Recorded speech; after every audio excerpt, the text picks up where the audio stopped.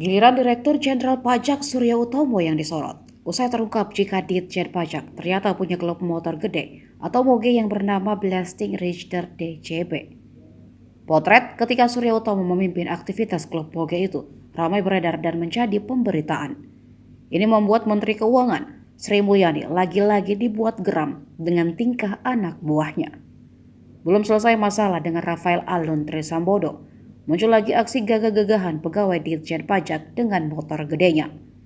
Sri Mulyani langsung menegur dan meminta Surya Utomo untuk membubarkan klub moge tersebut. Dalam unggahan di Instagramnya, Menteri Sri juga langsung meminta Surya Utomo untuk menjelaskan kepada masyarakat atau publik mengenai jumlah harta kekayaan Dirjen Pajak dan dari mana sumbernya seperti yang dilaporkan pada LHKPN.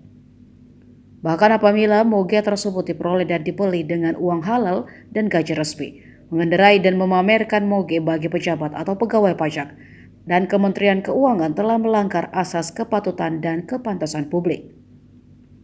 Dalam laporan harta kekayaan pejabat negara atau LHKPN, Surya Utomo tercatat memiliki kekayaan pada 2021 sebesar 14,45 miliar rupiah.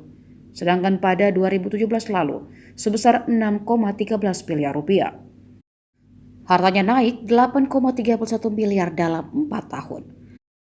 Dari penelusuran Tribunnews.com, Surya Utomo memiliki harta kekayaan sebesar 14,4 miliar rupiah atau tepatnya 14,45 miliar rupiah. Hal ini berdasarkan LHKPN yang disampaikan Surya Utomo kepada KPK pada 19 Februari 2022.